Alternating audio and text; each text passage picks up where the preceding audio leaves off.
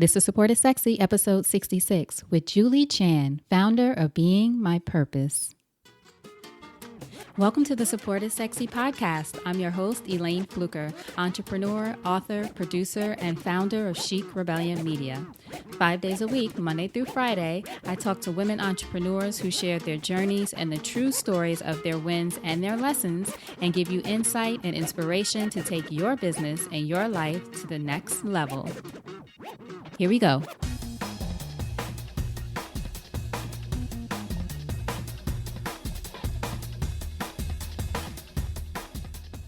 All right, so you're ready? Yes, I'm nervous and excited. Yeah.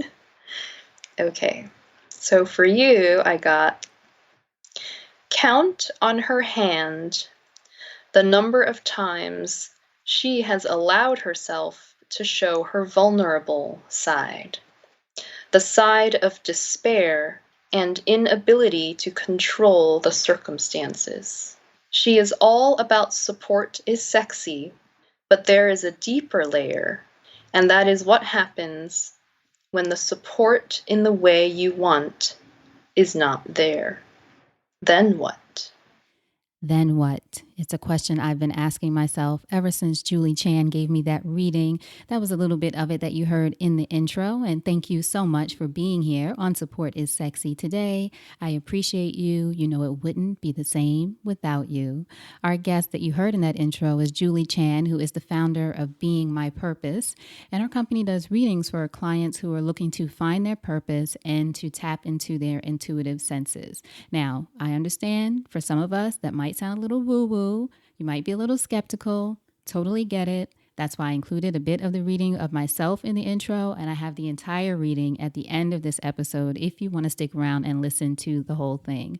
I have to tell you, in the beginning, I was thinking, okay, would this be something for me? I don't know. Not necessarily skeptical, because I consider myself proudly woo-woo, but I didn't understand at first how this would apply to me as an entrepreneur, especially. But Julie goes into that in this episode, talks about her own journey to finding her purpose and how we can all discover our purpose as well, and the ways that it affects us not only in our lives, but in our businesses. So this episode, you'll hear her talk about the importance of realizing and acting on your purpose, giving yourself permission to pursue that purpose, which a lot of us, I know, I have struggled with that at different times where the calling or the message or some sense keeps coming to you that this is what you're supposed to do, but I'm focused on this other thing.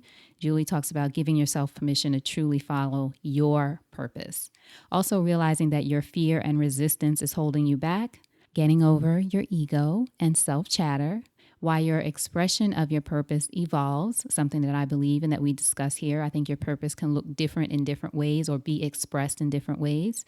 Julie also talks to 5 ways that your purpose affects your life. So in addition to sticking around and listening to my reading, if you're interested, and to really hear my response, you can sort of hear me change as the episode goes on and I begin to understand more of what Julie does. But you can also find out how to get a 10% discount off Julie's Discover Your Purpose session, which she gives to her clients. And she talks about exactly how much information that she provides them.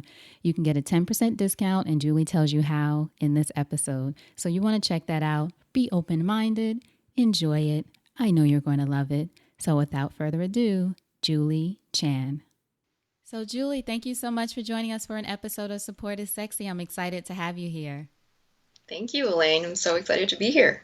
So I have to ask you the first question I ask everyone. When did you first fall in love with entrepreneurship? Ooh, that's a good question. I have to say it was an uphill battle for me. Entrepreneurship was not something that I thought I was cut out for. I had led a very kind of typical life, I guess. You know, I grew up with immigrant parents, a family, and so education was very important. And, you know, getting into a college, finding a job, and then working at that job until you retire was basically the mindset that I grew up with. And I was actually the rebel child and went into the field of public service, actually working in urban planning and economic development for New York City. So entrepreneurship was actually the last thing on my mind. Mm-hmm. And it wasn't until I felt that something was missing In my work, even though I loved it, I had gotten a master's, I had built my career around urban planning, I still felt like something was missing, and that I just had this sense, this knowing that whatever it was that was missing, I had to create it myself. Mm-hmm. And there was a lot of fear around what that could look like, whether I could do it. And until that balance kind of shifted, where my message and whatever it was that I wanted to create was louder than that fear, that was what then overtook me and led me to where I am today and fully fledged entrepreneur. Fully fledged. Now, where's your family from? You mentioned your parents are immigrants and that you grew up differently, or education was a big focus because of that. Yeah, so my family is from China, and we grew up or I grew up in the Lower East Side. So we didn't have much growing up. My mom was a seamstress in one of the garment factories. My dad started out as a dishwasher. Many immigrants who don't speak English, they do whatever they can. Started as a dishwasher, worked his way up to become a chef in a Chinese restaurant, which meant that growing up I had a lot of good food, and I Mm-hmm. still do have a lot of good food. Um, and so we didn't have much, but looking back on it, I don't think I noticed it. I think we had family and we had love and we had goals, which was that when us kids focused on education and got into good colleges and got good jobs, that was really the way up for our Mm-hmm. family. How many siblings do you have? It was me and my brother. I have an older brother. You and your brother. Now, what was Julie like as a young child? I was so quiet, so shy. I could barely speak in class, and I still remember I was very introverted and I didn't even know what introversion was. I wish I had known earlier. But I remember thinking, wow, there's so many other kids in the class and they just raise their hands so easily and these words just come out of their mouths so easily. And I would sit there physically forcing myself, like, Julie, just raise your hand right now. And I just couldn't do it. Hmm. So yeah, I was very quiet. I think one on one I was fine, maybe, but that was really much of my life. I couldn't really operate outside of groups of more than two people. So to think that now part of my work is around sharing my story and speaking in front of groups of strangers boggles my mind. But when you're aligned with your purpose, you just have to do it. So, in speaking to that, was it something that you pushed through on your own, or was that something that you got support around and making that transition? Because I consider myself an introvert as well, and as you said, we didn't know what it was then. Back then, for me, everyone would just say, "Why are you so quiet? Why are you acting as if you could act shy?" And but now we, understand it more and more as we've gotten older, and there's been more research and talk about it. But for you, how was that journey of going from well, it's not really going from being an introvert, but still being in front of people. Mm. Yeah, it was a it was very hard. I thought there was something wrong with me or that I had to change aspects of myself to look like or act like or behave like the people around me. And and so that kind of mentality definitely does not serve you. It Mm-hmm. wasn't until I think I might have been in college or even grad school when I first took the Myers-Briggs personality test. And it turned out that my type is INFJ, and that, which is introverted, intuitive, feeling, and judging.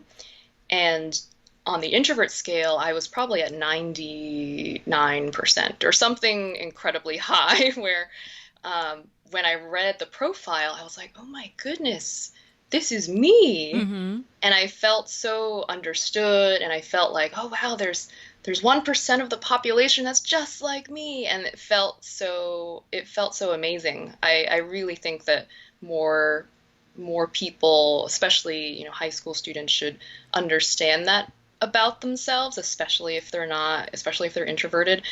Um, and so that was one moment where I was like, you know what, I'm not alone, and there are strengths and weaknesses, and I can and work on both of them. Right. Have you ever read the book Quiet by Susan Cain? No, but then I started, compiling all these like introvert advantage, all of Yeah. these, oh, the power of introverts, all of these different books in my library. It's like, oh, Yeah. this field exists. Exactly. No, that's a great book. I always recommend that to people. It's Mm, Quiet by Susan Cain. It's excellent. It's one of the things that helped me sort of just understand what it means to be an introvert and that there are plenty of brilliant, quiet people in the world. Now, who were some of your greatest influences growing up? I think my mom is definitely one of them, and I wasn't born with intuitive ability in the way that I have access to it now, intuitive ability or psychic ability. But I do remember growing up with my mom always saying that she had a sixth sense. And I just thought that was normal, that like all moms have sixth senses because sometimes they do, right? Like Right. they know when you're getting in trouble or when you're not, doing what you're supposed to be doing. But she always had this other sense, and I think that it was comforting to know that she had a sense of knowing, even if I didn't have a sense of knowing. And I think that's what really powers my coaching now for others is that I know what it's like not to know. And I also know what it's like to have someone who does know, who's just always there, like a partner, like walking step by step with you and always looking out for you with positive intentions, even if it doesn't come across as positive. Right. Now, what is explain to everyone what an intuitive sense is? Yeah. So I didn't really know what this was for much of my life. It was very rational, analytical, and that's still a huge part of my personality. And intuitive senses are essentially outside of your five senses, the five physical senses that you have. Everyone does have intuitive sense of some sort. Some people will call it a gut feeling. They might feel it in different parts of their body. Maybe they would have a flash of genius when they're in the shower or something. Usually it occurs when you're most relaxed. So there are different types of senses. One is called clairvoyance, which most people have probably heard of in some shape or form, but that means clear seeing. And that means that you can see things in your mind's eye that mean something important. So I can say, if you imagine a cat running up a tree, you can probably do that while still looking at me, right? So that's just how it works. You can use your mind's eye at the same time as you're using your other faculties. And then clairaudience is actually my strongest sense. It means clear hearing. And I'm able to receive or hear thought forms. And it's a very subtle thing. I have to meditate, and sometimes I don't know whether it's real or not, but when I do share the information, it just keeps boggling my mind every time when it resonates and when it's accurate. So that's hearing thought forms. There's clairsentience, which is clear feeling. So a lot of empathic people, they will just feel emotion. They might not realize that the emotion might not be theirs. It might be someone else's that they're picking up on, or it might be a communication. So that's another aspect. When I do readings, I might feel emotion as I'm seeing something and hearing something. And then claircognizance is clear knowing. And that's when knowledge just drops into your head. So let's say if I see an image and it's of a beach, and I just know it's the, Bermuda as opposed to any other beach in the world. And that's just, there's no sign that says, welcome to Bermuda. I just know. So there's some other ones too, but those are the primary ones. And everyone has some muscle of these senses. And in my work, I always empower people by saying, it's really to your advantage to strengthen them, to first believe that they're there, to set that intention, and also to strengthen them actively. Very interesting. Now, as you mentioned a little bit earlier, you graduated from Yale University with the BA and Hmm. then MIT with a master's in city planning. And then Hmm. you went work for a decade or so in urban planning and economic development, right? Yes. So, how do we get from there to where you are, which is a very strategic kind of career and very focused? I know you were on that path, as you said, since you were younger. That was very much what your family was was about. But how do you get from there to a very, at least what I consider a very heart-centered business, which is your business being my purpose, and all of the things that you just shared with us about getting in touch with these different parts of yourself? Yeah. So I love urban planning. I think it was a function of growing up in the Lower East Side and seeing how cities change, and ultimately seeing how people can play a part in improving other people's lives, whether it's in communities, whether it's with real estate. I think for much of my life, that has been driven by I've seen how my life improved with certain things, and so I want to help others as well. So that's been the underlying driver. This sudden shift didn't actually happen until I was actually in grad school. I was at MIT for a master's in city planning, focused on economic development, very much, doing the same thing that I'd been doing, but in the public sector, in the private sector, nonprofit sector. And it wasn't until I was on campus, I think it was maybe the first year, I I was doing a project. It's an affordable housing development competition, and it involved different universities, different grad students, all working together with nonprofits on a real site. And I had what I call a spiritual experience that I could not explain with science when I was on campus. And that was what really led me to ask all the deep questions of really, why are we here? What is our purpose, and what is out there? And what happened was, during this project, it was very intense. It was on top of a full course load.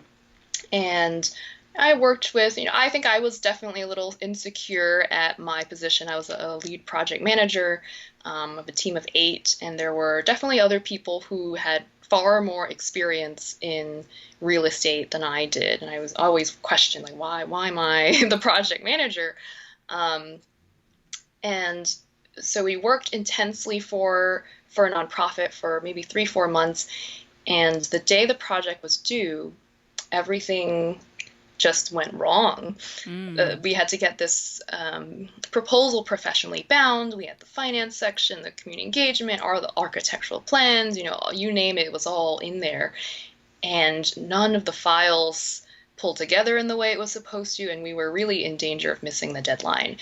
And my team was at the printers, and they're like, we didn't need 10 people at the printers, so they had told me, Julie, just go home and we'll handle this, and I trusted them.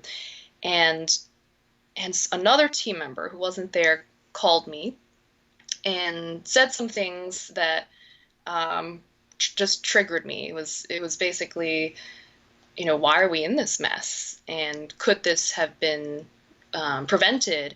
And basically that I'm, not a great project manager, that I'm not good at my job. And so that triggered me. I hung up the phone and I just started sobbing, hyperventilating. And I think I just felt, not only that did I feel like I let him down, I let the team down, or, the nonprofit down, but it was like I had let all low-income people down, because this was an affordable housing development project, and we had met a lot of the people in the community, and you could feel that something exciting could have happened with this space. So that just made me sob more. Because I came from that background, I know how important it is to have good housing, so that you can think about other things. And at that moment, a bird had landed on my windowsill. And so I walked over, and it's one of those windows that push out. So it does take effort for a bird to fly on. It doesn't happen naturally.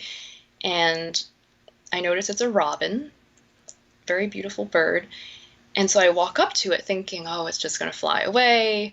But I just want to look at him. And when I did, I remember just thinking, you are so beautiful, and you are so free, and you're not afraid. He was just walking around totally totally happy, which then made me sob more because I was like, oh, I'm not in that state right now. And then in the next moment, this incredible rush of peace went through my body from my head down to my toes. And it's like this electric, tingly sensation. And this was my first intuitive hit where I felt like I just knew, it was like a knowing in my heart. And then I heard it in my head. It sort of happens on the right side of my ear. And a flash of an image went across my mind's eye. It was like this beautiful being. I don't know what it was, maybe an angel of some sort. And I just knew with every fiber of my being that everything was okay. And then at that moment, the bird flew away. So I was just like, I have no idea what just happened. But you knew it was something. I knew it was something different than what I had normally experienced. And I guess I've intellectually believed in a higher power, grew up thinking, oh, there's a God, etc. But I had never had such physical evidence of it, like completely felt throughout my entire body that there was something else out there. And so we submitted our proposal. The organizing party still accepted it. And it turned out a month later that we had won this competition. We won $10,000, half of which went to the nonprofit. And I was just like, this competition, I think, was amazing. It was a testament to what could be possible. But none, like the money and none of that mattered. It was just like, I am hungry to learn everything about what just happened and what does that mean for the rest of my life? And what does that mean for life in general, for everyone? What just happened to you personally during that experience with the robin, not so much the project? So you felt like the project was done and maybe that was just a catalyst for you to have that experience. Yeah. Now, what was the transition like when you decided, though, to say, okay, this is something that I can evolve into a business where I offer this as a service to other people? So after that point, I learned everything I could about intuitive development, what are angels, tarot cards, like you name it. I was just hungry and read everything. And part of that was I intentionally wanted to develop my own skills, intuitive skills, at that point more just to help myself to deal with life. I think it's just like finding a job and then getting married and, all the things that happen with normal life. And so I was working for a kind of quasi-city agency at the time in economic development in New York, and loved that career. Spent a good 4.5 years there on everything related to supporting entrepreneurs in biotech, in media, in health, tech, like every tech thing you can think of, we had some handle in it. And then at night, it would be all about spiritual development and exploring that realm, the far from tech, as you can imagine. And I kept going back to that feeling of there's something missing. And I didn't realize it until maybe halfway through my tenure there. There was something missing. I knew there was something much bigger that only I could uniquely share. Mm-hmm. And I think I was fine convincing myself, oh, if I find a job, I'll just, work for something else in the same field. But I also knew that whatever it was, it had to be an expression of me. So I actually, during that time, used my intuitive ability to figure out what my soul's purpose is. And that became my beacon. And so part of my purpose is to use my voice to sing. And I had sung throughout much of my life, performed, did a cappella, and stopped singing for 10 years while I was working. And now I realized I had underestimated the value of singing. I had put a very rational perspective on it, like, oh, it's not my career. I never had voice lessons. I'm not going to be good at it, etc. I'd sung all throughout college, but had stopped singing for 10 years. And then knowing that there's so much more importance to singing, really to nourish my soul, now I I volunteer in hospitals. I go through a nonprofit called Sing for Hope, and we go bedside to bedside singing to patients. And whenever I do group events, I try to incorporate some sort of singing involved too. So that's been incredible just to express myself in that way. The second aspect, which then led to actually the development of my business, is around building a family of spiritually empowered people. And a family meaning my family, but also a much larger family, like a community. So, and the third aspect is to share my story. So I found that the journey to get to my company as it stood today involved a lot of battling of my own purpose. I was very resistant to even the concept. I think on an inner soul level, I was like, yeah, that's totally my purpose.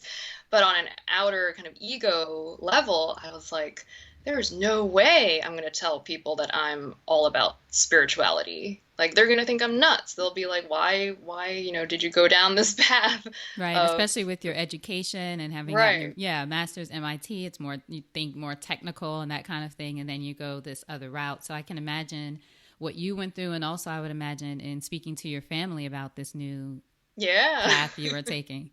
Right, exactly. So I was terrified that I would ruin my reputation, or that it won't succeed even if I did it, because I'm not like, I didn't have decades of training in it.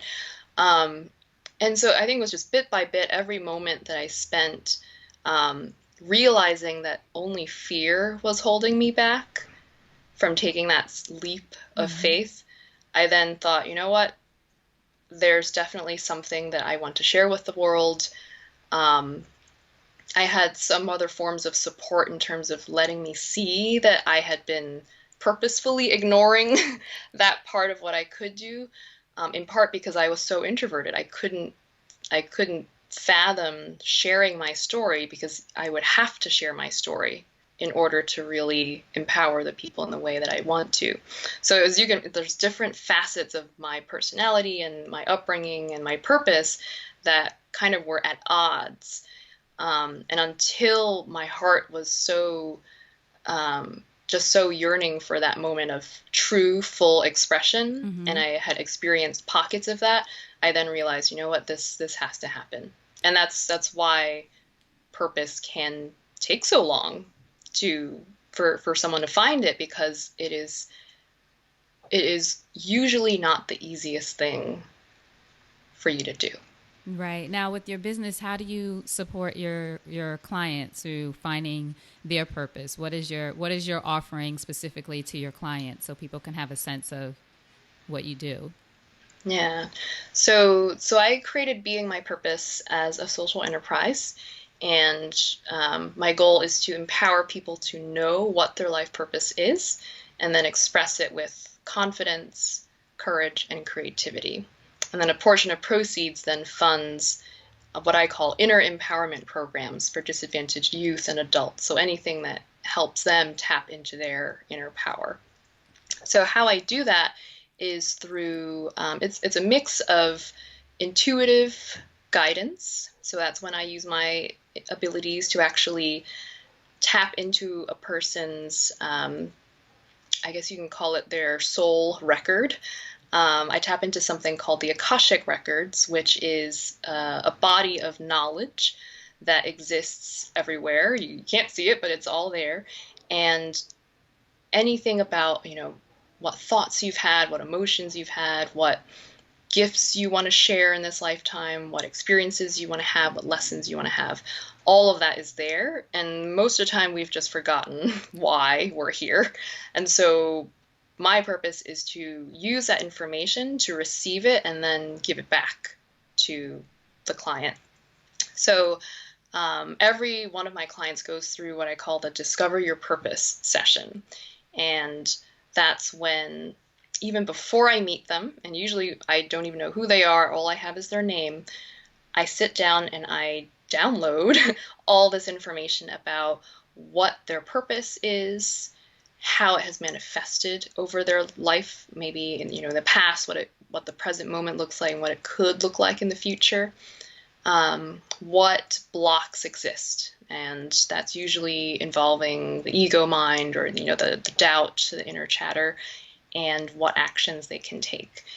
And using clairaudience, my strongest sense, I can receive 5 or 6 pages, single-spaced information, clearly articulated with the beginning, middle, and end.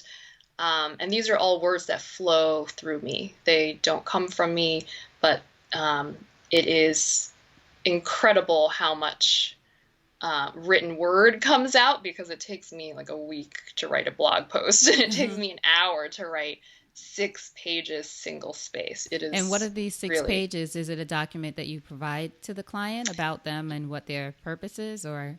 Yes. So I receive all that information beforehand, and then I meet with my client, usually for the first time, and over dinner, we will, and it takes 2-3 hours sometimes, we will go through all of this information. So it becomes this back and forth. I will share this document with them verbatim and we'll stop very, very often for me to ask, how does this resonate? What does it bring up for you? And so it becomes this back and forth conversation and sharing until we get to the end. And usually the energy shift after that is just fantastic. Someone may go from, I'm not excited to wake up in the morning, or I don't have a will to live, and I've definitely had clients like that, to, oh my goodness, I now understand my life trajectory and the role that I have to play to really not just, get their life back and turn their life kind of aligned back to their North Star, but how they can empower other people to live their lives. And it becomes this ripple effect. Now, for people listening who might think, and this might have been thoughts you even had yourself in the beginning, that this all sounds woo-woo, and how does this really translate into how I can use it for my business or something like that? What is the benefit of people going through a process like this and really discovering their purpose, their unique purpose? Yeah. So first off, I was the biggest skeptic, mm-hmm. And being that type of person, when I was still working full time, I thought, I need to do a beta test. I need to do an experiment. I'll have like a control and, all of that. And I had 20 people that I tested this with. A lot of them I didn't know. It would just be like, hey, give me somebody, and, I'll do this for them. And with each one, it convinced me that this worked, because with people I didn't know, sometimes the first sentence, they would just start crying. And we still had 6 pages to go.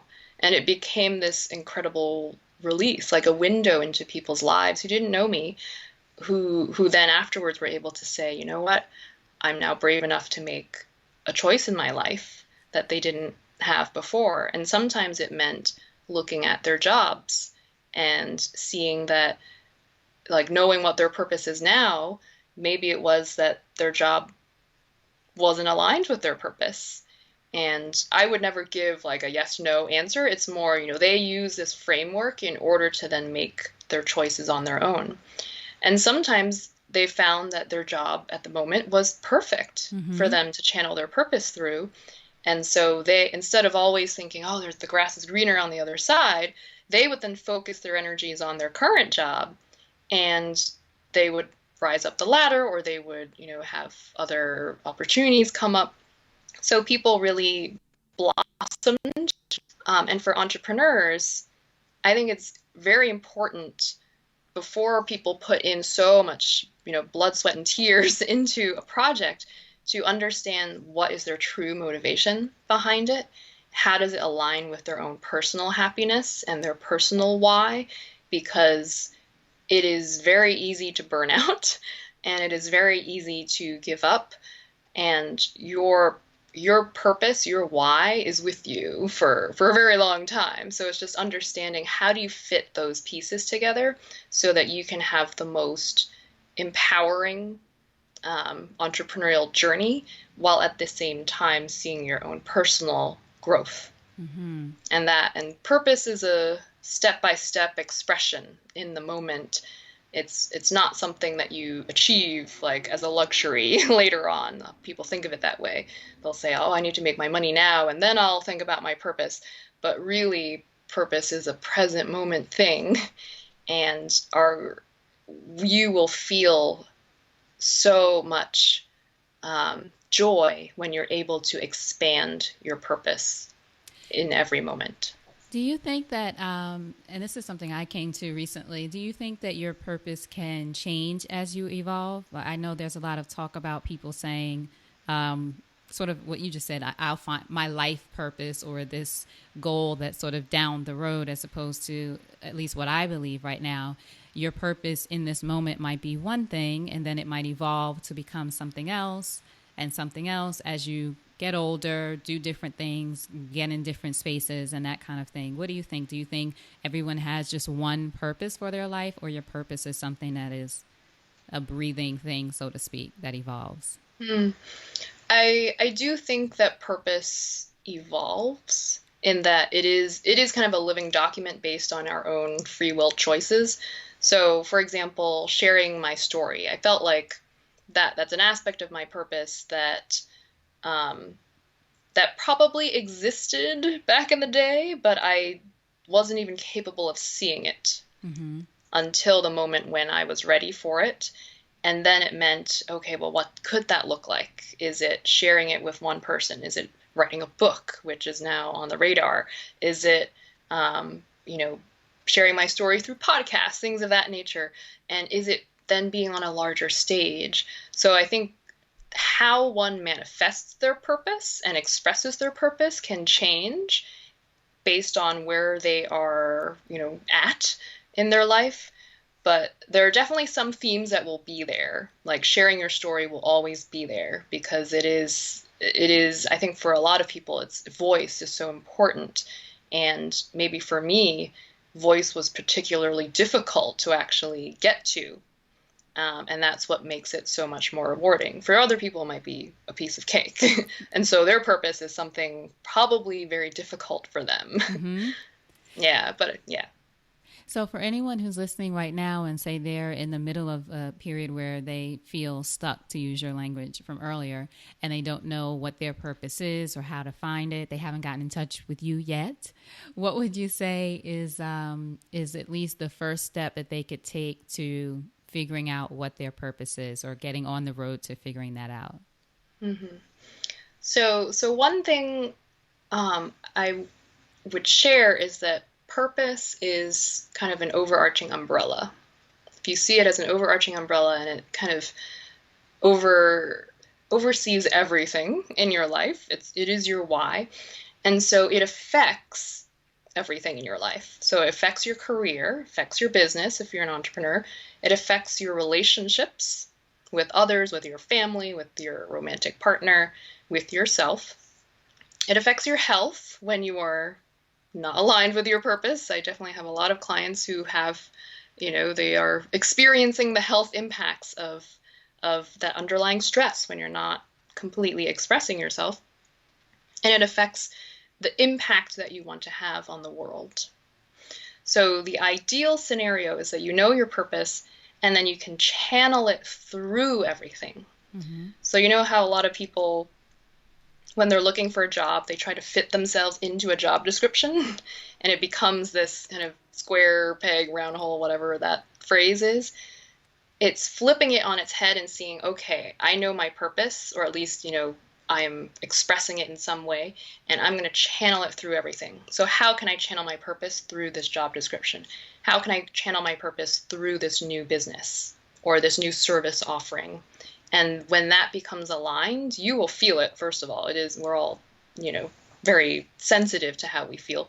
And also, there's just so much power in it that more people come out of the woodwork. Synchronicities happen.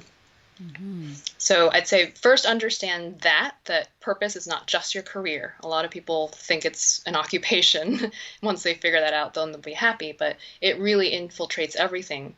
And what that means is that if there are areas where someone is undervaluing something in their life, to really look at it and look at why.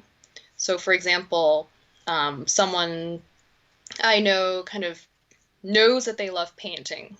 They know that it has to do with expressing their emotions, and that's part of their purpose. But painting, they're like, oh, I just don't have time, or I don't have energy, or it's not my day job. And so when you're able to look at if expressing one thing will actually flip everything upside down and give you joy and everything else then settles down, why not experiment with trying that first? Mm-hmm. Because if we've approached the same thing in the same way, expecting different results, then that's insanity. And so why not just try something new? Now, what would you say the greatest lesson having a business has taught you about yourself as a woman? So I had never thought I was an entrepreneur.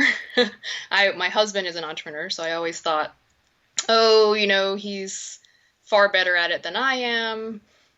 He can handle risk. I always considered myself as risk averse. Now I see that, whether you're a man or a woman, everyone has fear of some sort, and it's just exercising the muscle of seeing fear and being connected with your heart well enough, you can understand the impact of what it's like when you're outside of that fear. So I think as a woman, I guess, I had grown up thinking that a woman has to be very independent and that we may or may not trust men with money and things of that nature. So I definitely had a lot of story to get rid of as I'm, like an onion being peeled layer after layer. So I think being an entrepreneur let me see that you can be independent, but that sometimes is at the expense of what you truly can create. And a lot of my readings talk about how we can use our individual willpower and get stuff done and be in action, but that only generates this much results. And maybe the results are not even what we're looking for that truly make us happy. And when we step back and allow for both giving and receiving, then magic happens. Yes. People come out of the woodwork, people make introductions. I have many stories of people running into people in the elevators they didn't know, striking up a conversation. It turns out they're an investor, or, they have they are the exact person you need for your business. And so you have to be in that state of flow to even see these opportunities and be open to them, because you can very easily say, why would I even talk to this person? They don't Right. look the part, or, all those things that our minds can come up with. So true. And I mean, that just speaks to what this is all about, support and being open to it. And as you said, stepping back and not being so focused on being independent and having the space for things to come into your life, like the person in the elevator or someone you happen to run into or someone you already know. And once you create space for that, I believe the universe shows up in a way to support you. And I've seen so many beautiful stories from all of my clients that just keep demonstrating every day that there is definitely something very beautiful happening that we can't even imagine. Now, what does your support network look like in your business and otherwise, and how is it important to you? So my biggest support network or aspect of the network is probably my husband. And I think he has given me so much emotional support and support I in the kind of spiritual community, there are definitely people whose husbands do not agree with what they're doing or they don't understand it, etc. But he's very much been the catalyst on my path. If anything, he was the one who got me into self-help and thinking about manifestation and the law of attraction, which is that, your thoughts and your feelings create your reality. And he was also someone who knew what my purpose was and knew when I got into the fear mode. There was a point in time when I was at a business networking event when I was still working full time, and he would come up and say, And he's like, hey, Julie, why don't you tell them about, the Akashic records? Mm-hmm. And I would just, I Put was you like, on oh the my spot in the God, good did that way. just happen? Like, did he just say that in front of, professional business contacts of mine? And I was like, oh my goodness, this is the end of it. But then people were like, oh, tell me about him. I've never heard. And so I had that opening to share my story, and it let me realize that everyone is human, no matter what your level is, how much money you make, whether you're at, top of a tech company or not. Everyone is human. Everyone is seeking purpose and fulfillment, and you'll be surprised the number of people who have had intuitive or spiritual experiences happen to them that they never felt comfortable sharing with anyone until they met me. And they're in, very known circles. So it's just heartening to see that we're pretty much the same and trying to figure things out. And that kind of it just lets everyone feel that, we're not different. We're in fact completely aligned and interconnected in some way. Excellent. Now, what are you excited about today? What's next for you?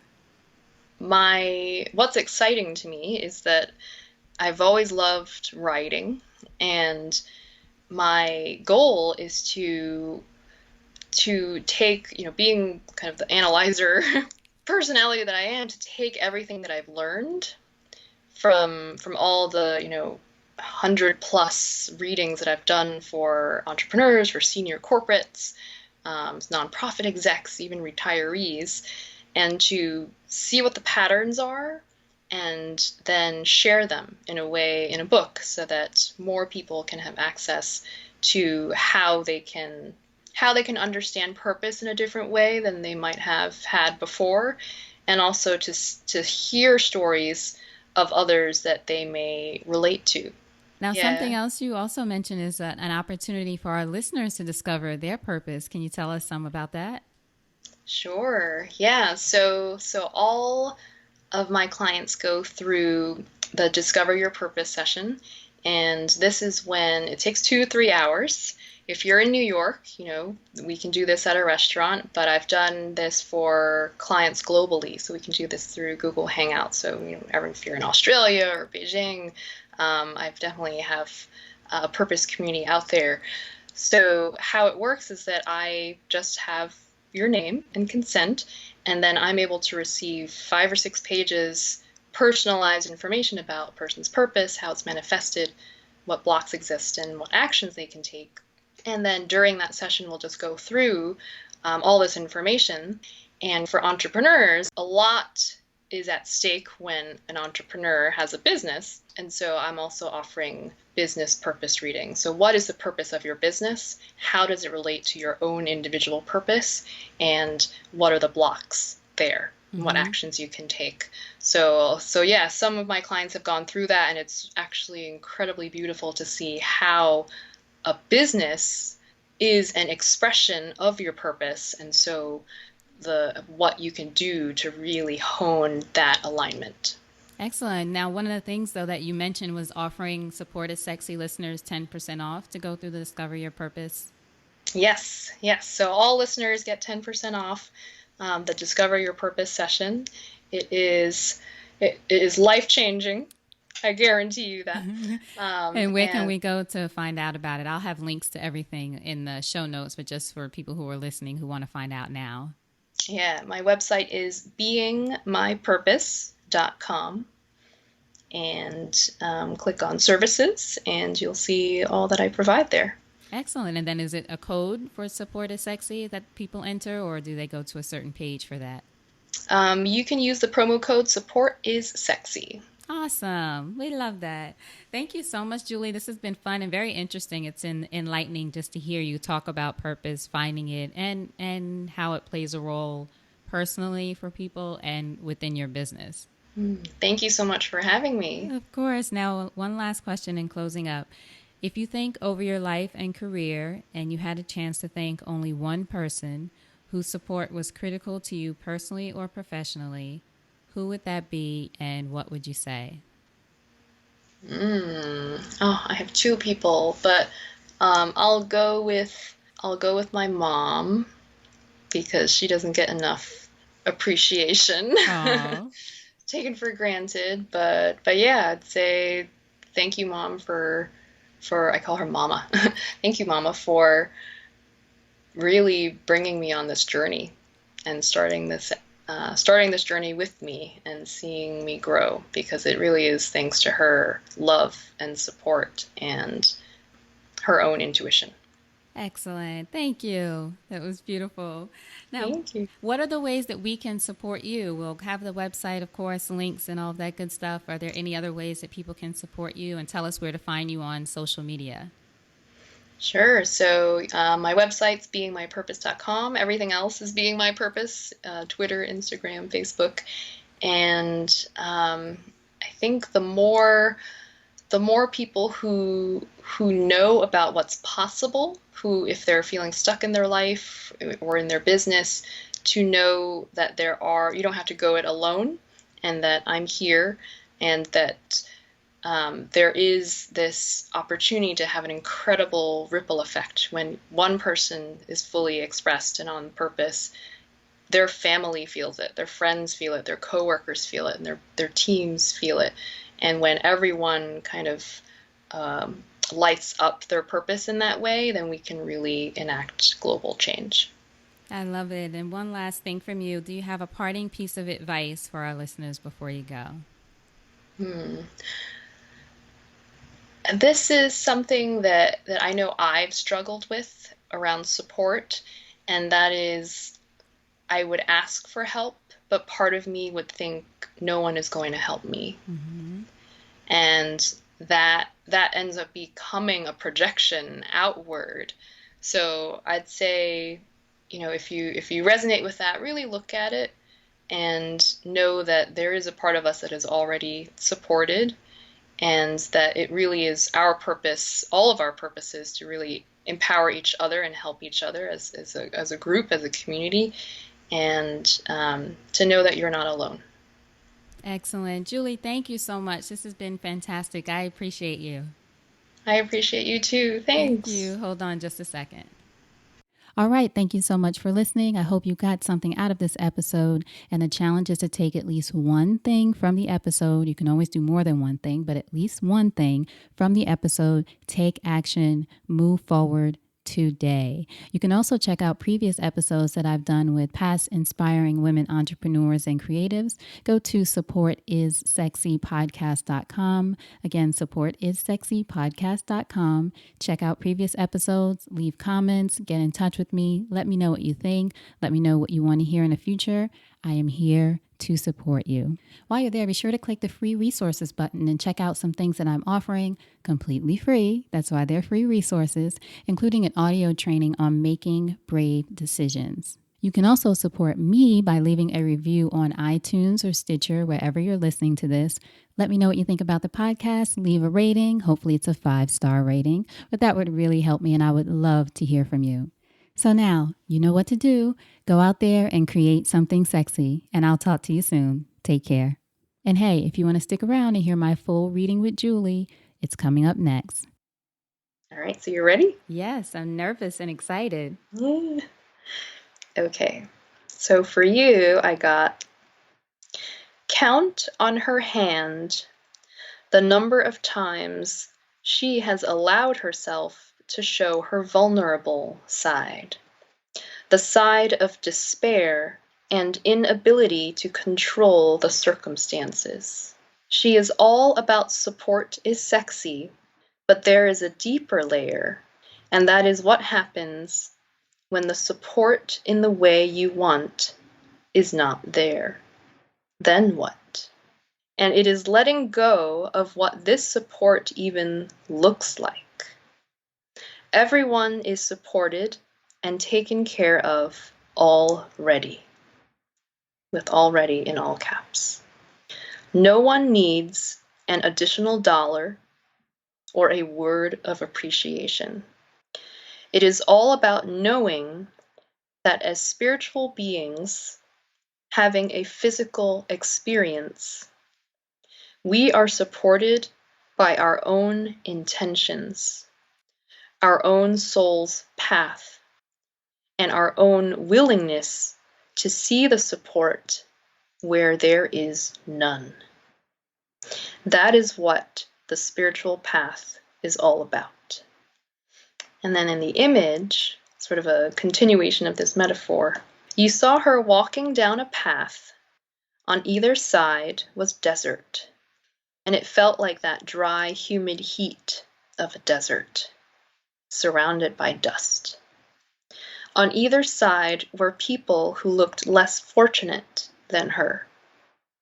She supported them, giving them her food, her water, her embrace, and it is this connectedness that yields support. What if support is not given to us, but is inherently found when we give out of love, without conditions? As creators and entrepreneurs, it is easy to get caught up in what we are receiving. Know that it requires service first. So how does this resonate, and what does it bring up for you? That was great. I'm almost in tears over here. Like you said, I can see why people would get emotional about something like that. Thank you for doing that. I didn't You're expect welcome. that. Let's see what it brings up. It brings up, well, certainly that I get the sense from what you said that I am in my purpose or along the journey to my purpose. I had a different kind of business before, very recently, that was, in short, it's sort of an online video network for women of color. And the end of last year, I sort of stopped doing it because I didn't feel passionate about it, or as passionate as I thought I'd need to move forward with it in that way, at least. And I went through a lot of guilt about that because of, one, the audience I wanted to serve with it, and then because I had done this whole big thing around it, a big party to really, all of these things and self-talk that we get in our heads about why we should continue that thing. So, and this support is sexy is sort of a new part of the journey for me, and it really feels right. Mm. Doing it as a podcast is very new, but even before then, just this idea of really tapping into who I am in order to create a business, and to have it be something that I want to do forever in different ways, but forever. So your reading really kind of spoke to me in that way, to say it's sort of, you're on the right path. But I also, what really struck me a couple of times too was the things you said about money, and not focusing on money and focusing on service.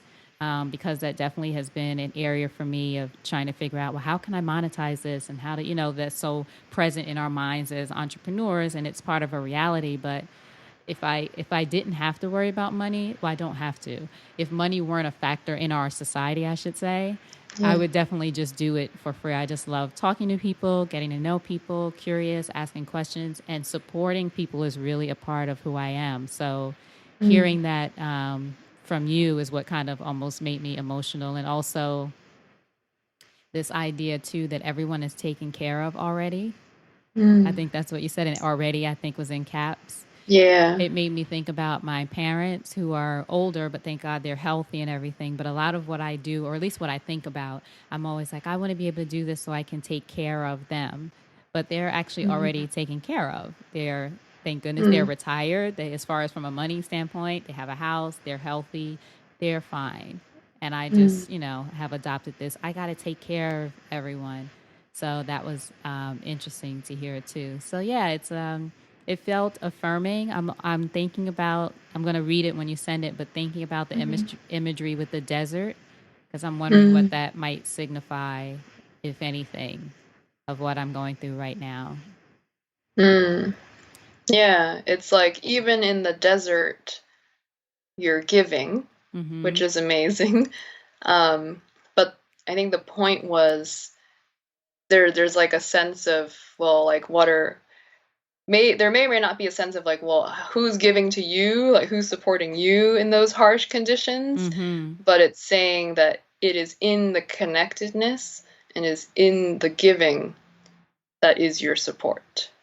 It is in my giving that is the support for me. So if Yeah. it goes around, right? And it's Yeah. interesting about the desert as a metaphor, so to speak. Is sort of I do have periods. I'm going through periods now where I feel very alone.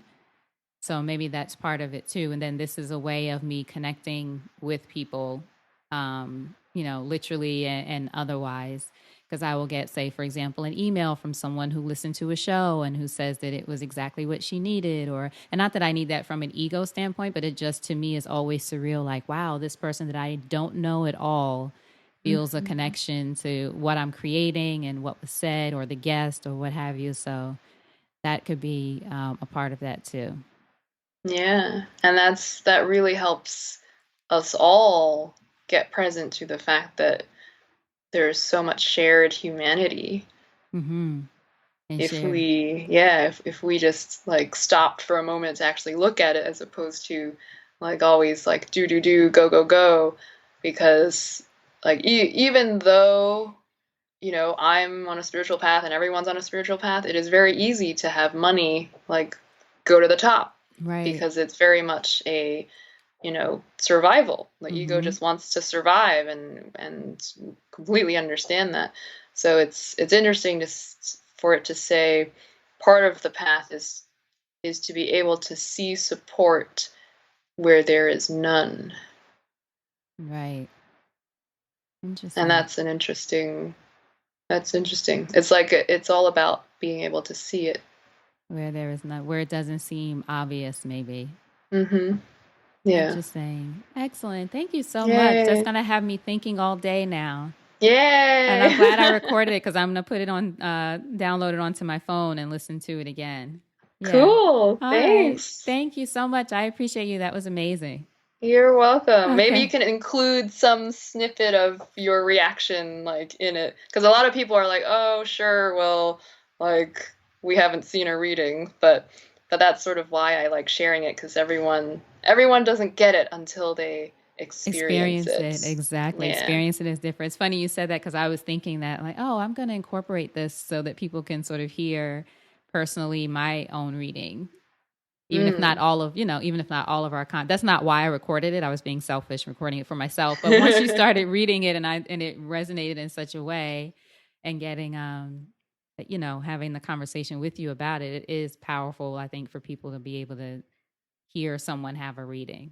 Yeah. Yay, Yeah. excellent. See how it all Oh, works out. yay. I love it. Thank you so much. I'll talk to you soon. Have a good day. Thanks. You too. Okay, Bye. bye.